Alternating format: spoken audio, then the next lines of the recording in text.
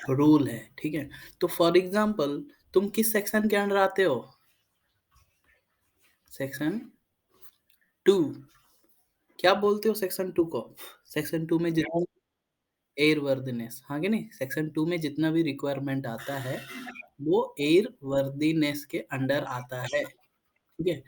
अगर तुम जनरली इसको एयरवर्दीनेस ही रख दोगे और एयरवर्दीनेस पॉइंट ऑफ व्यू से ही सब कुछ समझने की कोशिश करोगे, ठीक है? तो कहीं न कहीं कमियाँ रह जाएगी, ठीक है? तो तुम्हारी जो मॉड्यूल 10 की सिलेबस है, वो मैं मानता हूँ एयरवर्दीनेस पॉइंट ऑफ व्यू से ही है, बट तुम अगर तुम्हारी सीआर 66 की मॉड्यूल 10 की सिलेबस में जाओगे, उसमें एक चैप्टर है 10.6, उसमें सीआर एम की चैप्टर है, उसमें जाओगे तो उसमें जो 10.6 चैप्टर क्या बताता है? क्या बताता है? वो बताता है कंटिन्यूइंग एयरवर्दीनेस के बारे में। किसके बारे में? कंटिन्यूइंग एयरवर्दीनेस के बारे में। तो कंटिन्यूइंग एयरवर्दीनेस क्या है? कंटिन्यूइंग एयरवर्दीनेस वो चीज़ है कि जब हम एयरवर्दीनेस की बात करते हैं ना, तो एयरवर्दीनेस का बात मतलब वही है, मीनिंग वही है कि एयरक्राफ्ट को डीजीसीए की बात मानना है तुम्हें। किसकी बात मानना है? डीजीसीए की जो भी स्टैंडर्ड्स है, जो भी रिक्वायरमेंट्स है, जो भी रूल्स है, एक्ट्स है, उसे फॉलो करना है, स्टैंडर्ड्स फॉलो करना है। और क्या फॉलो करना है? डिजाइनर की बात फॉलो करनी है। हाँ कि नहीं? इन दोनों की बात फॉलो करते हुए तुम्हारी जो एयरक्राफ्ट है, उसको कौन सी फ्लाइंग कंडीशन में रखनी है? सेफ फ्लाइंग कंडीशन में रखनी है। तो यहाँ पे इस चीज को तुम क्या बोल सकते हो? क्या बोल सकते हो? एयरवर्दी बोल सकते हो। लेकिन जब बात आती है कंटिन्यूइंग एयरवर्दीनेस या कंटिन्यूइंग एयरवर्दी, तो तुम्हें एक दूसरी चीज यहाँ पे लगा दी जाएगी कि तुम यहाँ पे तुम्हारी जो एयरक्राफ्ट है, तुम्हारी जो एयरक्राफ्ट है, तुम जब उसको खरीदते हो, लास्ट क्लास में मैं बताया था, कौन खरीदता है? कौन खरीदता है? ऑपरेटर। और ये जो ऑपरेटर है, डिफरेंट टाइप का ऑपरेटर्स होते हैं, हाँ कि नहीं? तो ये जब ऑपरेटर खरीदते हैं, तो डिफरेंट टाइप का ऑपरेटर खरीदते हैं, तो डिफरेंट टाइप का ऑपरेटर डिफरेंट पर्पज के लिए यूज करेंगे। तो डिफरेंट पर्पज के लिए यूज करेंगे, तो यूज का जो इंटेंसिटी है वो वेरी करेगा, हाँ कि नहीं? कोई ज्यादा यूज करेगा, कोई कम यूज करेगा, हाँ कि नहीं? उस पॉइंट ऑफ व्यू से उस पॉइंट ऑफ व्यू से कोई बोलेगा मैं इसको ज्यादा मेंटेनेंस करूंगा, कोई बोलेगा मैं इसको कम मेंटेनेंस करूंगा, हाँ कि नहीं? तो हम अगर यहाँ पे एक चीज ध्यान ध्यान दो, समझ में नहीं आ रहा तो मुझे पूछो। यहाँ पे एक चीज ध्यान दो, अगर हम एक खाली एयरवर्दी वर्ड यूज किया तो यहाँ पे क्या प्रॉब्लम्स आ सकता है आगे जाके? क्या प्रॉब्लम्स लीड कर सकता है ये वर्ड, एयरवर्दनेस वर्ड? कि हम अगर खाली एयरवर्दनेस वर्ड यूज किया तो क्या प्रॉब्लम जनरेट हो सकती है आगे जाके? लोग ऐसे सोच सकते हैं, लोग मतलब ऑपरेटर कंपनीज, ठीक है? ऑपरेटर लोग क्या कर सकते हैं कि ऐसे सोच सकते हैं कि मेरे पास ये छोटू सा एयरक्राफ्ट है, इसको मैं कम यूज कर सकता हूँ, तो मैंने कम मेंटेनेंस करूंगा, जब मैंने इसको यूज करूंगा तो तब मेंटेनेंस कर दूंगा, तब मैं क्या कर लूंगा? क्या कर लूंगा? तब मैं इस चीज को सेफ फ्लाइंग कंडीशन में लाने के लिए जो मेंटेनेंस चीजें चाहिए डीजीसीए के अकॉर्डेंस, डिजाइनर के अकॉर्डेंस, मैं सेफ फ्लाइंग कंडीशन में जाके उड़ा दूंगा, सेफ फ्लाइंग कंडीशन में लाके उड़ा दूंगा। नहीं भाई, वैसे नहीं चलेगा। कोई बोलेगा मैं ज्यादा मेंटेनेंस कर रहा हूं तो मैं कंटिन्यूअसली उसको क्या करता रहूंगा? मेंटेनेंस करता रहूंगा। ऐसे नहीं चलेगा। इसीलिए ये चीजों को हटाने के लिए क्या प्रिंसिपल लाया गया? क्या प्रिंसिपल लाया गया? अरे बताया ना मैंने, कंटिन्यूइंग एयरवर्दनेस। उसमें सब कुछ हटा दिया गया कि कुछ भी कंफ्यूजन नहीं रखा गया, सीधा सीधा बोल दिया गया कि तुम्हारी एयरक्राफ्ट क्या यूज करो? तुम्हारी सुनाई दे रहा है सबको? हेलो? तुम्हारी एयरक्राफ्ट ज्यादा यूज करो या तुम्हारी एयरक्राफ्ट कम यूज करो, ठीक है? तुम्हारी एयरक्राफ्ट ज्यादा यूज करो या तुम्हारी एयरक्राफ्ट कम यूज करो, कोई फर्क नहीं पड़ता है। किसको? तुम्हारी रेगुलेटरी अथॉरिटीज को। कुछ फर्क नहीं पड़ता है। ठीक है, तुम through out the lifetime, throughout the life time, किसकी लाइफ टाइम की बात की जा रही है? किसकी लाइफ टाइम की बात की जा रही है? हाँ, तो एक एयरक्राफ्ट की through out the life time उस ऑपरेटर को क्या करना पड़ेगा? कोई भी पर्पज के लिए यूज करे, कितना भी यूज करे, इन दो फैक्टर को गोली मारना पड़ेगा। तुम्हें जितना भी मेंटेनेंस चाहिए, जितना भी और भी बहुत सारा काम है, मैं बताऊंगा सीआरएम को पढ़ाते टाइम। ठीक है, तो वो सारे काम करना पड़ेगा through out the life time. भाई तू एक बार एयरक्राफ्ट को खरीद लिया, डीजीसी के अंडर क्या कर लिया तुमने? रजिस्टर कर दिया, सी ऑफ आर ले लिया, सी ऑफ ए ले लिया, हाँ कि नहीं? और अभी तू फ्लाई करने के लिए ही तो ले लिया। अभी तू ज्यादा फ्लाई कर, कम फ्लाई कर, कुछ भी करना है कर, रजिस्टर कर लिया, सी ऑफ ए ले लिया। मतलब जो चीजें जितना टाइम पे होना चाहिए उस तरीके से कर, तो कम यूज कर या ज्यादा यूज कर। तो इस इतने चीजों में से तुम्हारे को कंटिन्यूइंग एयरवर्नेस का डेफिनेशन नजर आ रहा है क्या? क्या हो सकता है, कोई मुझे बताएगा? अभी कंटिन्यूइंग एयरवर्नेस का तो डेफिनेशन पता चला ना। एयरवर्नेस का डेफिनेशन यही है कि डीजीसी का बात मानो, डिजाइनर का बात मानो, मतलब डीजीसी का स्टैंडर्ड के हिसाब से डिजाइनर ने जैसे एयरक्राफ्ट बनाया उसके हिसाब से एयरक्राफ्ट को मेंटेन रखो और एयरक्राफ्ट को सेफ फ्लाइंग कंडीशन में रखो, तो तुम्हें बोला जाएगा कि एयरक्राफ्ट को एयरवर्दी कंडीशन में रखो। और ये कुछ नहीं है, एयरक्राफ्ट को तुम मेंटेनेंस कर रहे हो तो एयरवर्दी कंडीशन में रखे हो बोला जाएगा। ओके, मैं थोड़ा स्पीड हो जा रहा हूँ क्या? ओके, तो कंटिन्यूइंग एयरवर्नेस क्या है? कंटिन्यूइंग एयरवर्नेस थोड़ा हटके है, उसमें सिर्फ मेंटेनेंस टास्क नहीं आएंगे, उसमें बहुत सारी मेंटेनेंस टास्क के साथ बहुत सारी डिफरेंट डिफरेंट टास्क आएंगे, जो कि थोड़ा हायर लेवल का है, चीजें हैं। ठीक है, तो उसको कैसे डिफाइन करेंगे, कोई मुझे बताएगा? कंटिन्यूइंग एयरवर्नेस मतलब क्या है? मैंने समझा दिया अभी। हेलो,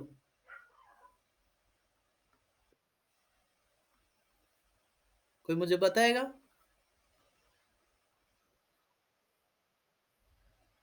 बोलो।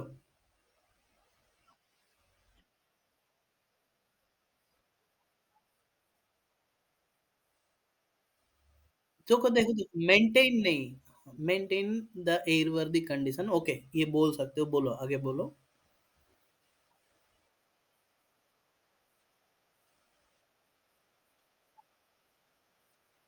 इतना खींचो मत भाई, इतना खींचो मत, एयरवर्दी वर्ड यूज कर सकते हो, एयरक्राफ्ट को एयरवर्दी कंडीशन में रखना है, आगे बोलो।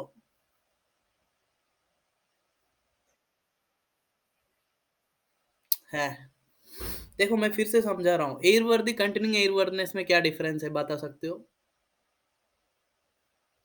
एयरवर्दी वो है कि बिफोर फ्लाइंग तुम्हारे को एयरक्राफ्ट सेफ फ्लाइंग कंडीशन में होना चाहिए, डीजीसीए के हिसाब से होना चाहिए, डिजाइनर के हिसाब से होना चाहिए, तो एयरक्राफ्ट को बोला जाए एयरवर्दी कंडीशन में है। लेकिन जब बोला जाएगा कि एयरक्राफ्ट कंटिन्यूइंग एयरवर्दी कंडीशन में है, तो एयरक्राफ्ट सेफ फ्लाइंग कंडीशन में, एयरक्राफ्ट फ्लाइंग के लिए जा रहा होगा या एयरक्राफ्ट हैंगर में होगा या एयरक्राफ्ट कहीं पे भी होगा, एयरक्राफ्ट रजिस्टर्ड हो गया है। एयरक्राफ्ट का देखो, मैं यहाँ पे एक छोटा सा स्लाइड ले रहा हूँ, मुझे समझाने के लिए, ठीक है? अभी अच्छे से समझो, ये रहा एयरवर्दी। एयरवर्दी क्यों यूज किया जा रहा है, वर्ड क्यों यूज किया जा रहा है, क्यों यूज किया जा रहा है? अबे बोलो ना, क्यों यूज किया जा रहा है? ताकि तुम्हारी एयरक्राफ्ट सेफली फ्लाई कर पाए, है ना? मोस्टली यही यही इस चीज के लिए यूज किया जा रहा है ना। हेलो, मोस्टली यहाँ पे एक वर्ड आता है, वो क्या चीज? मेंटेनेंस। हम सालों से यही चीज तो यूज कर रहे हैं ना। हमें जब भी कोई बोलता है कि एयरक्राफ्ट एयरवर्दी कंडीशन में है, दैट मीन्स, वैसे तो बहुत सारे फैक्टर और भी लागू होता है जब मैं एयरवर्दी बोलता हूँ, बट अभी बच्चे हो, ये चीज अंडरस्टैंड करो कि जब मैं बोलता हूँ एयरक्राफ्ट एयरवर्दी कंडीशन में है, कभी कभी तुम फिट टू फ्लाई ये वर्ड भी यूज करते हो, तुम्हारे टीचर लोग भी यूज करते हैं, लेकिन मैं ये प्रिफर नहीं करता हूँ, कहीं बुक में भी नहीं लिखा है ये चीज मोस्टली। तो यहाँ पे, तो एयरवर्दी कंडीशन में है मतलब तुम क्या, क्या किस किस ओर जा रहे हो, किस ओर जा रहे हो? कि एयरक्राफ्ट सेफली फ्लाई करेगा। आगे नहीं, समझो इसको, इस चीज को समझ लिया, पूरी सीआरएम की तुम वाट लगा लोगे, समझ लोगे, समझ रहे हो ना?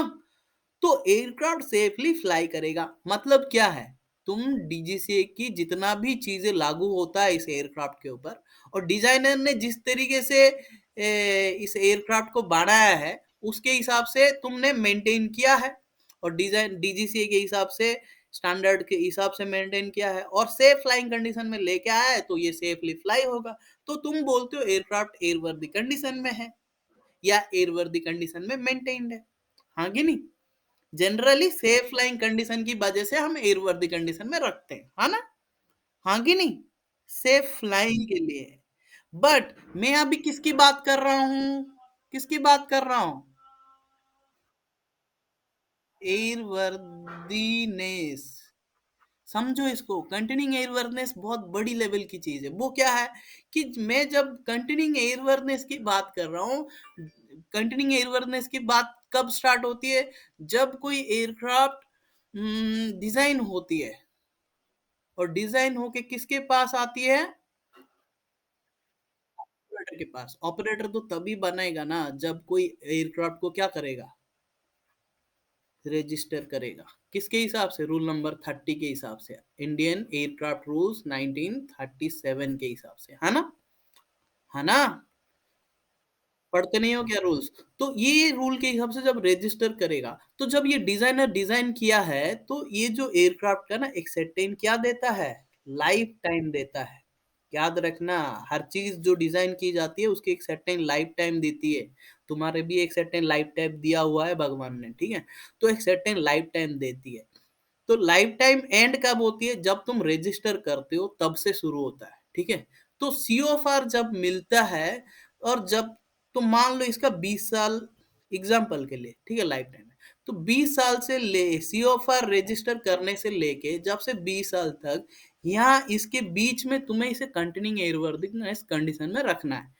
मान लो सीओएफआर लेने के बाद कोई शेड्यूल ऑपरेटर में उड़ा है, कोई नॉन शेड्यूल ऑपरेटर में उड़ा है, कोई प्राइवेट ऑपरेटर के पास उड़ा है, किधर जनरल एरियल एयरक्राफ्ट के किधर उड़ा है, भाई ऑपरेटर के हिसाब से हमें कुछ लेना देना नहीं है। हमें वो यूज कितना ज्यादा करे, यूज कितना लो करे, हाई करे, कुछ भी हमें लेना देना नहीं है। हमें किस चीज से लेना देना है? कि एक बार वो रजिस्टर हो गया, सीओफआर ले गया, सर्टिफिकेट ऑफ एयरवर्दनेस वो ले गया, तो हमें क्या करना है? हमें क्या करना है? बोलो। Throughout the lifetime, throughout the lifetime airworthy condition में मेंटेन रखना है। Throughout the lifetime aircraft को एयरवर्दी कंडीशन में रखनी है, विथआउट, लिख देता हूं यहाँ पे, विथआउट कंसीडरिंग यूज फैक्टर। होता है ना, तेरे भाई के पास एक बाइक है, रे पापा ने दिया, और तेरा बहन के पास या तेरा दूसरा भाई के पास भी एक बाइक है, ठीक है? तू मान ले तेरा जॉब कर रहा है, तू डेली काम पे जा रहा है, तेरा भाई मान ले कॉलेज जा रहा है, हफ्ते में एक बार ही जा रहा है, तो तू, दोनों में थिंकिंग क्या होगा बता? तेरे को सर्विसिंग ज्यादा चाहिए तेरी बाइक का, कि उसको चाहिए, बता? किसको चाहिए? उसको मेंटेनेंस ज्यादा चाहिए। तू डेली जा रहा है, वो वीकली जा रहे हैं, है ना? ऐसे चाहिए ना? ये तूने कॉमन सेंस लगाया, है ना? ये तेरी परसेप्शन है, हाँ कि नहीं? जो सही भी है, सही भी है, लेकिन गलत है, लेकिन गलत है। एक टाइम आने के बाद, एक सर्टेन आने के बाद, एक सर्टेन बैरियर आने के बाद ये चीज गलत साबित हो जाती है, ठीक है?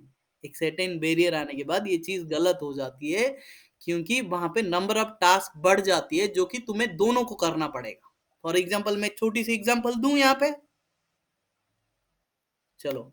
तो यहाँ पे तूने एक बाइक खरीदा, ठीक है? तेरा भाई भी एक बाइक खरीदा, ठीक है?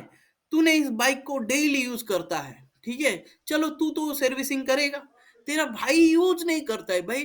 तेरे भाई ना इसको कवर डाल के ही रखा है, अभी पूजा भी नहीं किया है उसको, वो तेरे से जलता है तेरे को। जैसे नाना पाटेकर का वो जो मूवी है ना, वो जो मजनू, उससे जलता है, वो अपनी गर्लफ्रेंड के साथ पहली डेट में जाना चाहता है, इसलिए तेरे से जलता है। तेरी गर्लफ्रेंड है नहीं, तेरे से उसको जॉब नहीं मिला, तेरे को मिल गया, इसलिए वो तेरे से जलता है।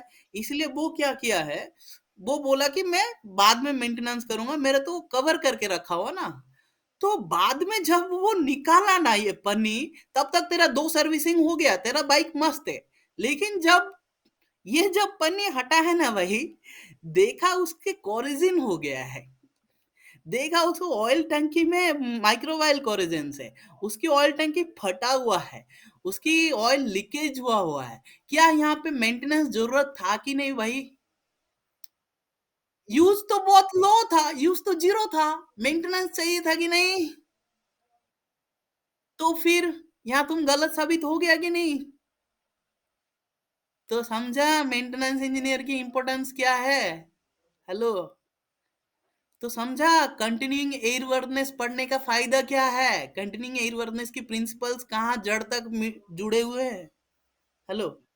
तो तुम इसीलिए कंटिन्यूइंग एयरवर्दनेस पढ़ने से दिमाग क्यों खराब होते हैं पता है? इसीलिए क्योंकि कंटिन्यूइंग एयरवर्दनेस के प्रिंसिपल उतना जड़ तक। लेकिन कॉमन सेंस लगा हुआ तो तुम ऐसे ही आंसर दोगे ना, ऐसे ही आंसर दोगे ना, क्योंकि सही भी है। लेकिन एक लिमिट तक जाने के बाद हम चीजें बदल जाती है। जैसे तुम कभी देखे हो ना, क्या बोलते हैं, रेत में वो थार मरुभूमि है ना, वो राजस्थान में कभी गए हो? दूर से देखोगे तो पानी दिखेगा, लेकिन पास में जाओगे तो फिर पानी नहीं दिखेगा, फिर दूर से दिखेगा। ठीक है? सच नहीं होता। हाँ, तो वो छोड़ो, हम वो सब यहाँ पे नहीं डिस्कस करेंगे। तो ये था बात। ओके। तो ये था कंटिन्यूइंग एयरवर्दनेस का प्रिंसिपल। तो तुम सीआरएम क्यों पढ़ोगे, तुम्हें थोड़ी बहुत तो अंदाजा लग गया होगा, वो मैं बाद में बताऊंगा। बट कंटिन्यूइंग एयरवर्दनेस क्या है, अभी मुझे कोई बताएगा? मैं फिर से बता देता हूँ कंटिन्यूइंग एयरवर्दनेस क्या है। कंटिन्यूइंग एयरवर्दनेस क्या है? कंटिन्यूइंग एयरवर्दनेस मतलब through out the life time हम एक एयरक्राफ्ट को हमारी रेगुलेटरी अथॉरिटी के अंडर रजिस्टर करते हैं। तो हमें throughout the life time कोई भी फैक्टर को बिना कंसिडर करते हुए, कोई भी परसिस्टेंस ना लगाते हुए, हमें throughout the lifetime airworthy condition में मेंटेन करनी है। कैसे मेंटेन करनी है? रुको रुको रुको रुको रुको रुको। खाली मेंटेनेंस करनी है नहीं, बहुत सारा टास्क करनी है, बहुत सारा काम करनी है। कंटिन्यूइंग एयरवर्दनेस प्रिंसिपल को मेंटेन करते हुए, इंप्लीमेंट करते हुए, वो क्या है वो हम सीआरएम में पढ़ेंगे। अभी बोलो क्या बोल रहे हो? बोलो बोलो।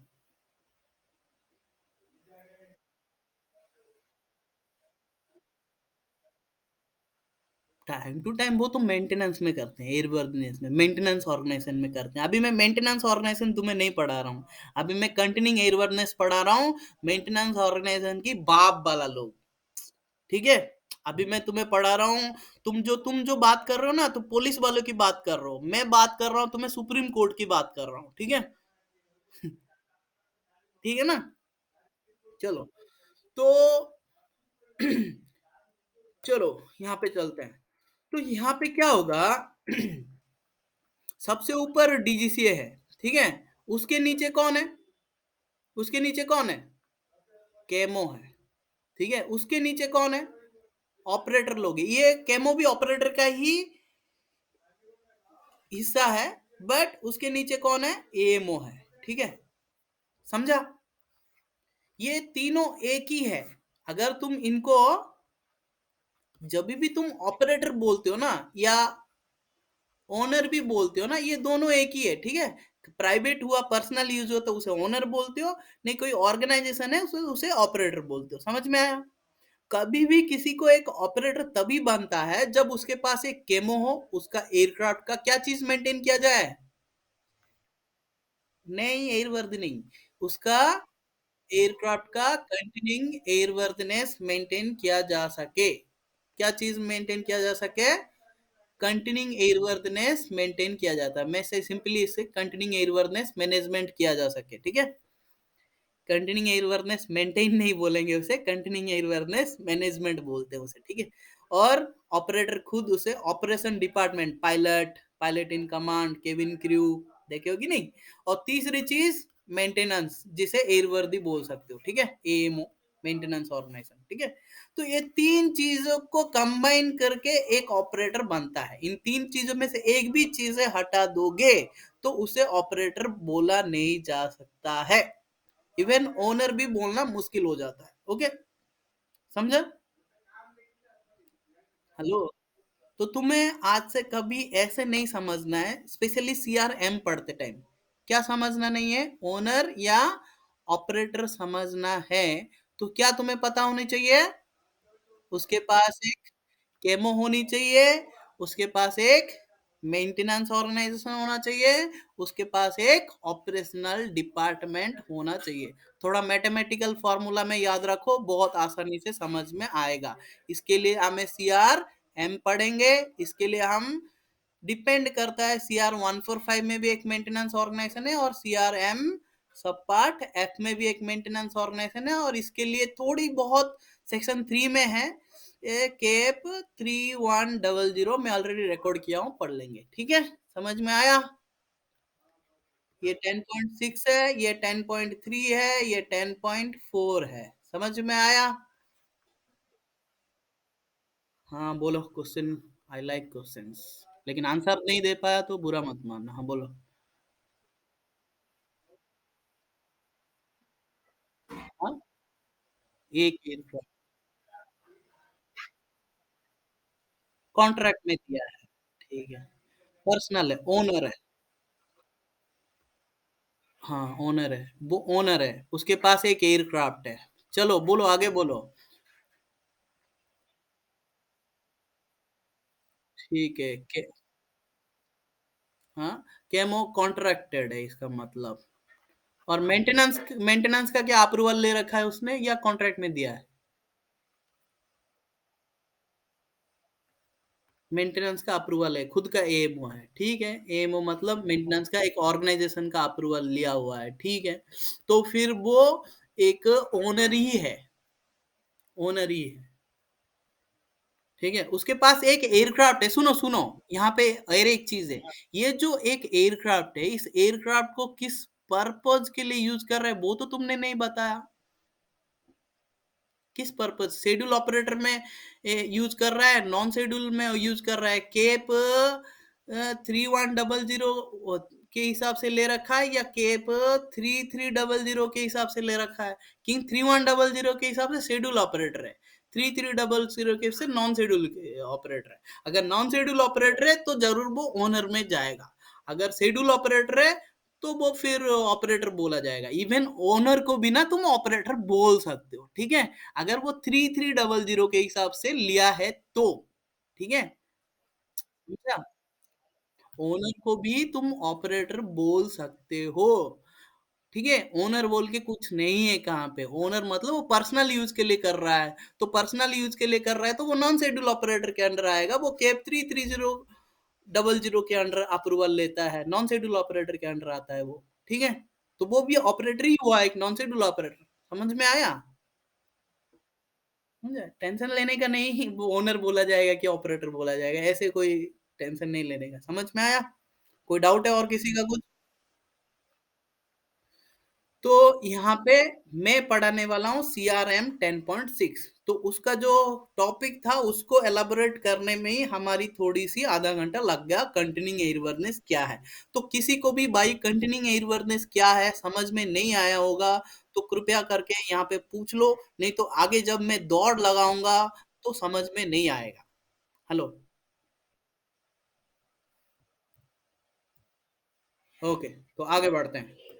तो यहाँ पे चलो, CRM, मैं नहीं चाहता हूं कि बुक ओपन करूं क्योंकि मेरे को सब याद है, तो फाड़ दूंगा यहाँ पे। ठीक है, तो जब भी तुम CRM बुक जाके तुम घर में ओपन करना, ठीक है, सबके पास होगा, नहीं होगा तो मुझे बोलना, मैं बुक भेज दूंगा, वो भी हाईलाइटेड। तो CRM जब भी बुक ओपन करोगे तो यहाँ पे लिखा होगा कंटिन्यूइंग एयरवर्नेस मैनेज। क्या बोल रहे हो?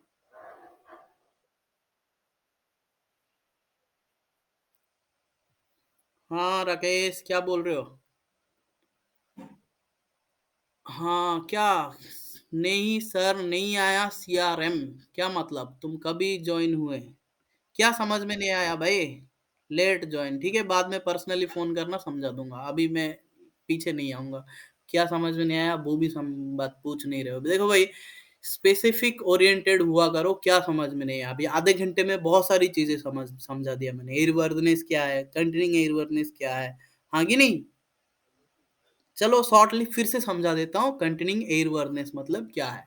कंटिन्यूइंग एयरवर्दनेस मतलब तुमने अगर एक एयरक्राफ्ट खरीदा, तुमने मतलब ऑपरेटर या ओनर कोई भी, तो तुम्हें ये बात याद रखनी है उसकी एक स्पेसिफिक क्या होती है, बोलो, लाइफ टाइम होती है।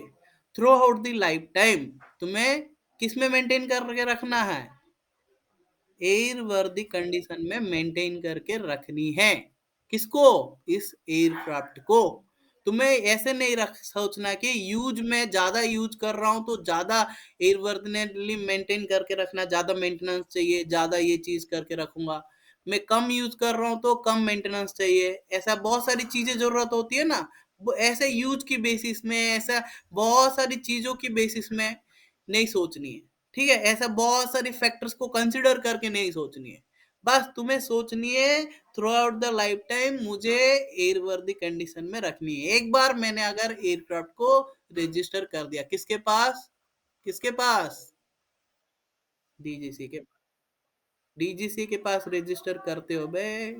ठीक है, एक बार तुम ऑपरेटर बन गया, डीजीसी के पास रजिस्टर कर दिया तुम लोगों का एयरक्राफ्ट, तो तुम्हें उसे तुम्हारी यूज फैक्टर या कोई और भी फैक्टर नहीं सोचनी है। ठीक है, समझ में आया।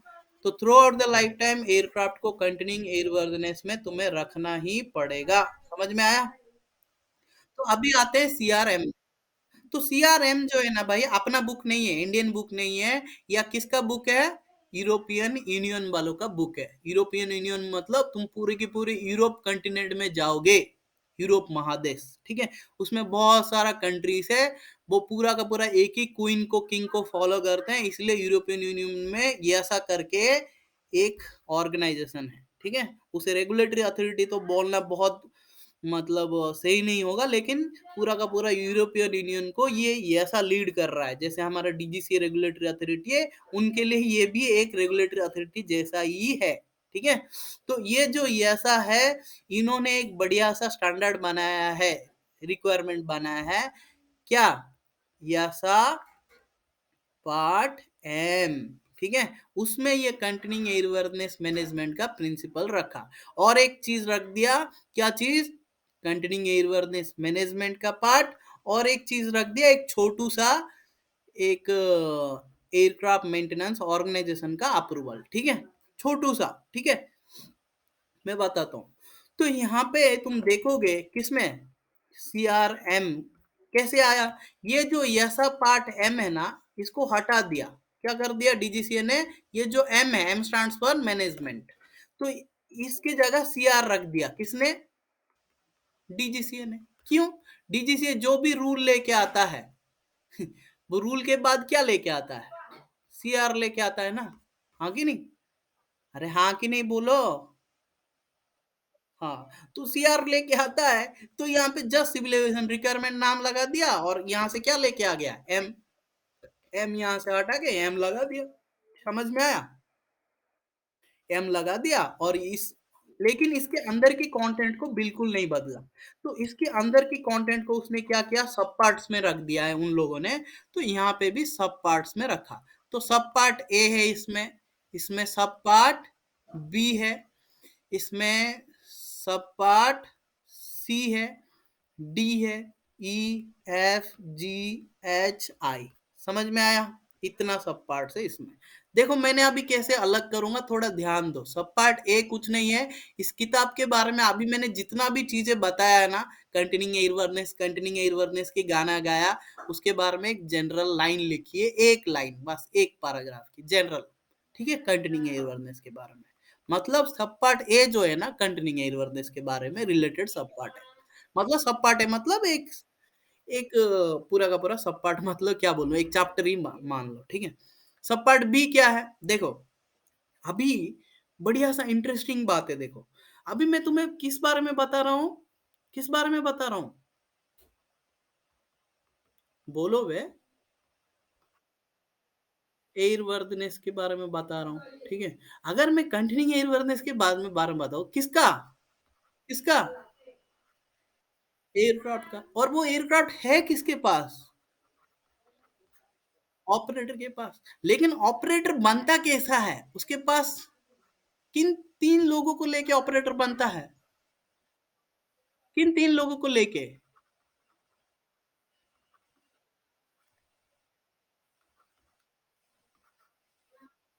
Operation department, operation department, flying department, ठीक है? पायलट वगैरह ये सब, ठीक है? मैंने बनाया हूँ ये चीज़ें, ठीक है? और कहीं पे नहीं मिलने वाला है। तो ये 3 लोग हैं, तो जब लोग बढ़ते हैं, डिफरेंट-डिफरेंट टाइप का ऑर्गनाइज़ेशन है, इसमें और भी टाइप का पर्सनल्स होंगे, ठीक है? और भी टाइप का पर्सन्स होंगे, तो यहाँ पे जब बहुत सारे लोग होते हैं, तो एक चूहा मरेगी क्या? एक चूहा कौन-सा है? ये है एक चूहा। तो एक चूहा मरेगी नहीं। तो यहाँ पे रेस्पॉन्सिबिलिटीज भी हमें डिस्ट्रीब्यूट करना पड़ेगा। किस चीज का रेस्पॉन्सिबिलिटी? अरे बोला करो, वीडियो लंबा हो जाएगा। किस चीज का रेस्पॉन्सिबिलिटी?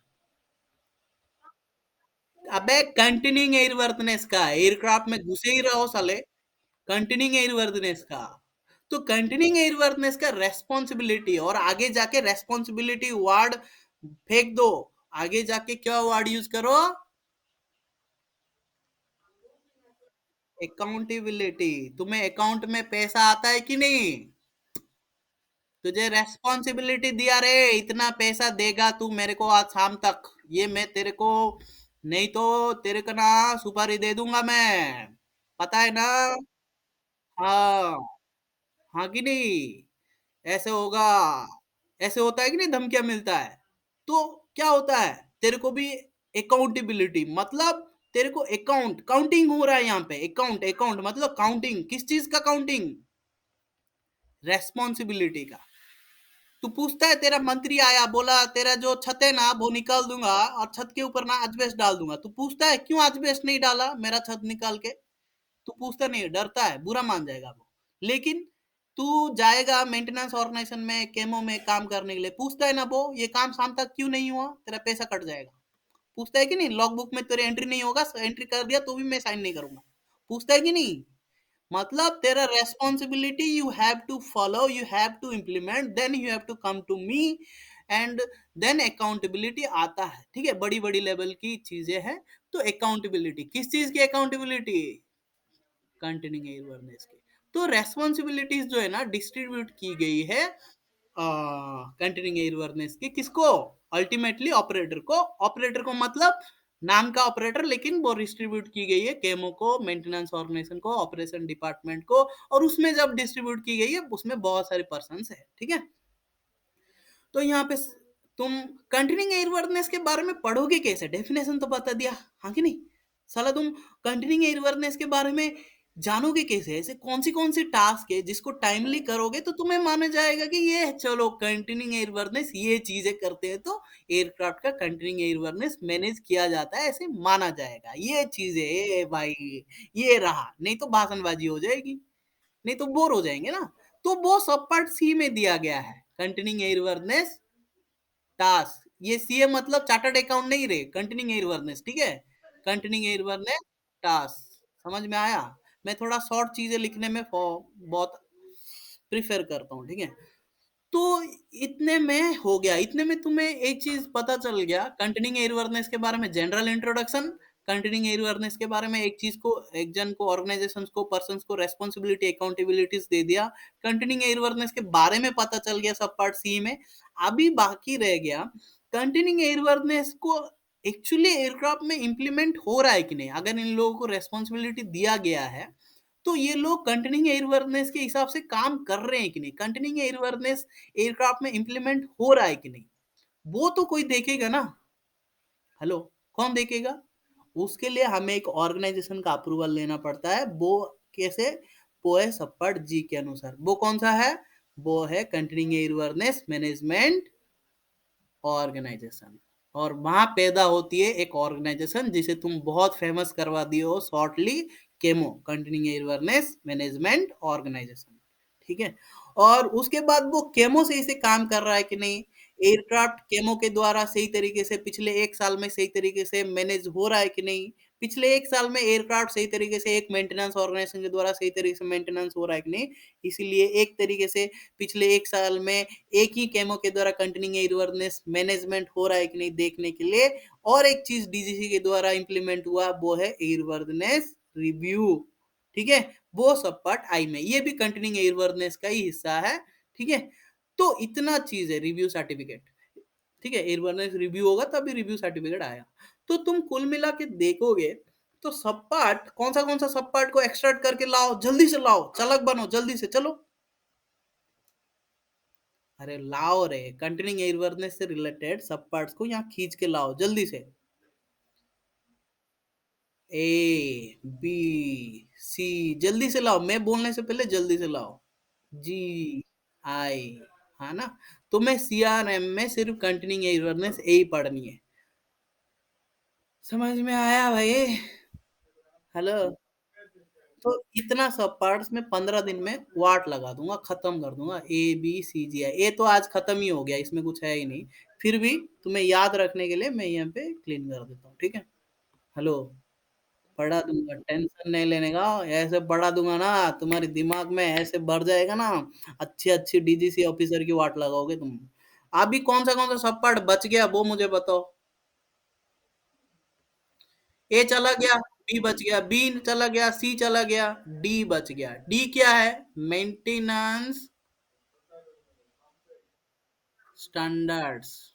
ई क्या है? कंपोनेंट्स। एफ क्या है? Maintenance organisation approval. जी तो चला गया। एच है, एच क्या है? सीआरएस है। ठीक है, आई चला गया। डी ई एफ एच, इतना ही है ना, है ना, हाँ कि नहीं। तो इसके लिए सबसे आसान तरीका मैं बताऊं तुम्हारे लिए क्या है, ये 10.3 चैप्टर में आते हैं। ठीक है, क्यों 10.3 में आते हैं? क्योंकि 10.3 चैप्टर जो है ना वो CR 145 है, और CR 145 मेंटेनेंस ऑर्गेनाइजेशन का अप्रूवल कैसे लेते हैं वो मास्टर डॉक्यूमेंट है। और वो मैंने 18 वीडियोस रिकॉर्ड करके रखा हूं मेरा यूट्यूब चैनल की प्लेलिस्ट में जाओ, 10.3 मारो, 10.3 एविएशन लेजिस्लेटर की चैनल में। किसको नहीं मिल रहा है तो पर्सनली मुझे मैसेज करो, मैं भेज दूंगा प्लेलिस्ट का लिंक। ठीक है, और उसमें वो पढ़ लोगे तो ये 4 चैप्टर को 10 मिनट में रिवाइज करोगे। ठीक है, स्पेशली ये थोड़ा रिवाइज करना पड़ेगा तुम्हें, थोड़ी बहुत फर्क मिलेगा इसमें, नहीं तो बाकी सब सेम है। समझ में आया? तो तुम्हें पढ़ना पड़ेगा ABCGI, ये चीजें सिर्फ मेंटेनेंस ऑर्गेनाइजेशन से रिलेटेड है। समझ में आया? तो हमें सबसे पहले पढ़नी चाहिए सब पार्ट सी, क्योंकि उसमें तुम्हें पता चलेगा क्या चीजें, पता चलेगा उसमें तुम्हें पता चलेगा कि तुम्हारी क्या चीज, तुम्हें पता चलेगा एयरवर्दनेस के बारे में। हाँ, कंटिन्यूइंग एयरवर्दनेस के बारे में। लेकिन यहाँ पे एक थोड़ा सा रोको, मैंने तुम्हें कुछ बताया था कल कि कभी भी तुम पढ़ते हो, क्या पढ़ते हो? कोई नया काम पढ़ते हो, ये भी एक नया काम है ना, कंटिन्यूइंग एयरवर्दीनेस। ठीक है, ये लिखने में मेरे को बड़ा तकलीफ होता है, छोड़ दो। तो कंटिन्यूइंग एयरवर्दीनेस नया टॉपिक है, नया काम है, हाँ कि नहीं, नया जमाना है। तो नया टॉपिक शुरू कर रहे हो तो नया रूल भी तो आना चाहिए, हाँ कि नहीं। तो कंटिन्यूइंग एयरवर्दीनेस एक्चुअली शुरू कहाँ से हुआ, कोई मुझे बताएगा? कब शुरू हुआ? जब कोई ऑपरेटर बना, जब कोई एयरक्राफ्ट लेके आया, शुरू कहाँ हुआ कंटिन्यूइंग एयरवर्दीनेस का काम? हाँ बता। हाँ, वेरी गुड वेरी गुड, बहुत बहुत दिल जीत लिया अब तुमने मेरे को। ठीक है, तो यहाँ पे जब तुमने COFR लिया और तुमने गया किस चीज के लिए, सर्टिफिकेट ऑफ एयरवर्दनेस के लिए गया, तब एक्चुअली तुम्हें बोलेगा क्या चीज, DGCA COFA देने से पहले तुम्हें एक्चुअली बोलेगा क्या चीज, बोलेगा तुम्हारे पास एयरक्राफ्ट कंटिन्यूइंग एयरवर्दनेस कंडीशन में है क्या रे, किसको बोलेगा? ऑपरेटर को। कौन बोलेगा? डीजीसीए। डीजीसीए बोलेगा हे तुम्हारे पास कंटिन्यूइंग एयरवर्दनेस में है क्या रे, ऑपरेटर बोलेगा डीजीसीए को। मामा दादा काका जो भी है प्रोनाउंस करके, कोई बड़ा ही लेवल का बोलेगा, आज्ञा प्रभु, ये क्या चीज होती है, आज्ञा करो, क्या चीजें समझाओ। तब डीजीसीए बोलेगा कि ये अगर नहीं है तो तेरे पास ये चीज भी नहीं होगा। नहीं है, सच में नहीं है। क्या है ये, जल्दी से बताओ? एयरवर्दनेस रिव्यू सर्टिफिकेट। ठीक है। एयरवर्नेस रिव्यू सर्टिफिकेट क्या है? अगर तुम्हारे पास एयरवर्नेस रिव्यू सर्टिफिकेट नहीं है, मतलब तुम्हारे पास सर्टिफिकेट ऑफ एयरवर्नेस मिलेगा ही नहीं, क्योंकि सबसे पहले तुम्हारी टाइप सर्टिफिकेट एक्सेप्ट होती है, तभी तुम्हारे को सी ऑफ आर मिलती है, लेकिन उसके बाद ही तुम्हारे को नॉइज सर्टिफिकेट मिलती है, लेकिन उसके बाद तुम्हें एयरवर्नेस रिव्यू सर्टिफिकेट मिलती है, उसके बाद ही लास्ट को सीओफए मिलेगी। लेकिन एयरवर्नेस रिव्यू सर्टिफिकेट तभी मिलेगी ना जब तुम्हारी क्या होगा, क्या होगा, एयरवर्थ रिव्यू होगा। रिव्यू हुआ ही नहीं है, और एयरवर्थनेस रिव्यू होगा तो पता चलेगा तुम्हारी एयरक्राफ्ट कंटेनिंग एयरवर्थनेस में है कि नहीं। वैसे और भी बहुत सारी चीजें देखा जाता है एयरवर्थनेस रिव्यू में, don't confuse yourself, but I am concentrating on the specific thing that is containing airworthiness. ठीक है, एयरवर्थनेस रिव्यू में बहुत सारी चीजें देखा जाता है, बट एयरवर्थनेस रिव्यू में ये चीज भी देखा जाता है, मोस्टली एयरक्राफ्ट कंटेनिंग एयरवर्थनेस में है कि नहीं। ओके, तो उस टाइम पे एयरवर्नेस रिव्यू में देखा जाता है कंटेनिंग एयरवर्नेस में है कि नहीं। तो तुम्हें ऐसे चीजें पूछा जा सकता है, अगर मैं डीजीसी में काम करता तो ऐसे क्वेश्चंस पूछता कि एयरक्राफ्ट का सबसे पहली बार एयरक्राफ्ट कंटेनिंग एयरवर्नेस में है कि नहीं, सबसे पहली बार कब देखा जाता है, जल्दी से आंसर करो। आंसर नहीं करो। हाँ, first time at the time of issue of C of A. Okay, at the first time issue of C of A. Okay, at the first time issue of C of A, उस time पे देखा जाता है। ठीक है, तो उस time पे हम क्या करेंगे, एयरक्राफ्ट कंटेनिंग एयरवर्नेस में है कि नहीं देखेंगे। तो उस टाइम पे हमें एयरक्राफ्ट के लिए पहली बार ये चीज देखा जाता है, अगर एयरक्राफ्ट कंटेनिंग एयरवर्नेस में है तो एयरवर्नेस रिव्यू सक्सेसफुल है, तो ये डीजीसीए ही करता है। ठीक है, वैसे एयरवर्नेस रिव्यू केमो भी करता है, वो आगे सब बताऊंगा, तुम मेरी क्लासेस किया तो जो किया है यहाँ पे है, एक दो है उनको पूछना, वो उनका आवाज मुझे पहचान में आ रहा है, मजे लिए हैं क्लासेस का, फिर आए हैं इसलिए। तो यहाँ पे क्या है, तो एयरवर्नेस रिव्यू करके एआरसी मिला तो सीओ पे मिलता है। मैं ये समझाने के लिए मैंने ये चीज यहाँ पे नहीं लाया हूँ, मैं तुम्हें वो रूल लाना चाहता हूँ। तो तुम्हें यहाँ पे एक रूल बताएगा, वो रूल क्या है कि थोड़ा यहाँ पे जाते हैं फॉरवर्ड में, वो रूल लाना चाहता हूँ। ठीक है, वो रूल क्या है, यहाँ पे फॉरवर्ड में जाओगे तो वो दिया हुआ है। यहाँ पे टाइम ज्यादा हो गया क्या तुम लोगों का? हाँ ठीक है, किसी के टाइम वेस्ट नहीं होनी चाहिए। चलो देखो, यहाँ पे देखो रूल नंबर 50A बता रहा है। ठीक है, 50A क्या बता रहा है, याद रखना, क्या बता रहा है रूल नंबर 50A, कोई मुझे बताएगा? नहीं बता है, मारूंगा पिछड़ में 2 lakh, certificate of airworthiness rule number 50 है, रूल नंबर 50 सी ऑफ ए है। चलो बोलो, फिर से बोलो, कोई कुछ बोल रहा था। रूल नंबर 50 है, कंटिन्यूइंग एयरवर्नेस है।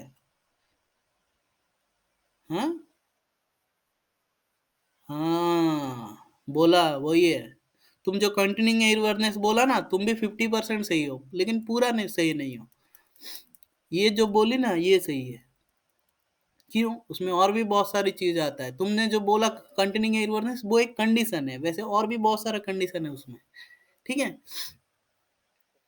तो तुम्हारी जो रूल नंबर 50 क्या है वो मैं बता दिया, लेकिन रूल नंबर 50 क्या बोला है कि तुम रूल नंबर 50 के हिसाब से क्या लेना चाहते हो, सी ऑफ ए लेना चाहते हो।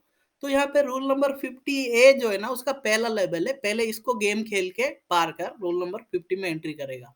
ये क्या बोल रहा है, रूल नंबर 50A बोल रहा है, अरे सुनो तो सही पहले, क्या बोला, क्या पूछ, रूल नंबर 50 बोल रहा है कि रूल नंबर 50 बोल रहा है कि बाबू, तो रूल नंबर 50 के हिसाब से तुझे सीओ पे तभी दूंगा जब तुम रूल नंबर 50A के बात मान लो। ठीक है, तो पहले रूल नंबर 50 में 50A के पास चलते हैं, ये रहा रूल नंबर 50A, स्क्रीन दिख रहा है ना तुमको? हेलो, हाँ, तो रूल नंबर 50A में जाएंगे ना, तो रूल नंबर 50A का गेम खेलेंगे। फिर 50A में क्या गेम है, रूल नंबर 50A में गेम बोल रहा है कि रूल नंबर 50A में एक कंडीशन है, क्या कंडीशन है?